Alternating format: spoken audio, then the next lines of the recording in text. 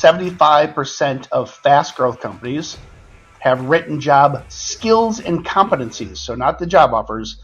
They have 75% of the fast growers have written job skills and competencies for interviewers to assess their candidates.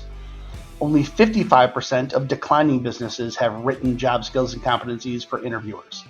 So I come back to, I won't steal your thunder. It comes back to job descriptions, right? So expand beyond just the job description itself. What is it about having the skills and competencies written down, not just written down, but for interviewers when assessing their candidates?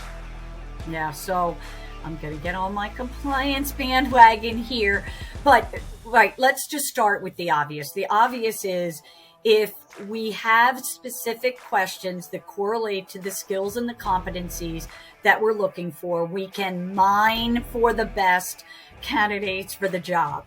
Again, it sounds pretty simple, but I'm a big fan of writing these questions down for all of our interviewers, right? Because they're going to forget them, and there should be a lot.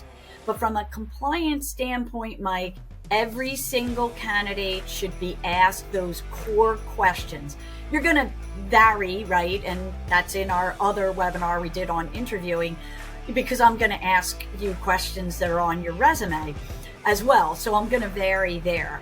But these core questions need to be the same. Number one, so that I can compare two candidates on, level playing field, right? How do they meet the skills and competencies? Number two, so that we can be, and maybe more important, so that we can be compliant. I'm not asking, for example, the female candidate if she has coverage for the weekends, and I'm not asking the male candidates. Yeah.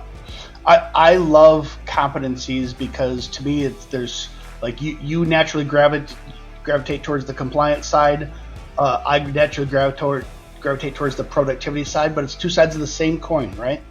And so when you have a focus on skills and competencies, and then you're asking questions, hey, tell me about a time when you did such and such, so they have to demonstrate to you that they actually have that competency.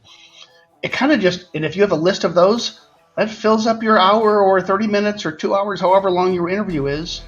Yeah. To, dare I say, keep you out of trouble from asking stupid questions like, so tell me about your family, Mary. Where do you come from? I mean, you might be just innocently trying to get to know the person, but that's how you get in trouble, by asking questions that, people aren't trying to do harm. They're just trying to get to know folks, right?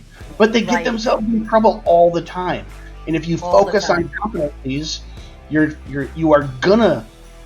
gonna find candidates who are not just good interviewers, but actually have the competencies required to perform the job, and at the same time, it's going to keep you out of trouble from a compliance standpoint.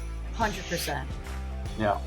Okay, that was a huge one. So recap it. Yeah. 75% of the fast growers write down skills and competencies for interviewers. This is for the interviewers to assess candidates. Only 55% of the declining businesses.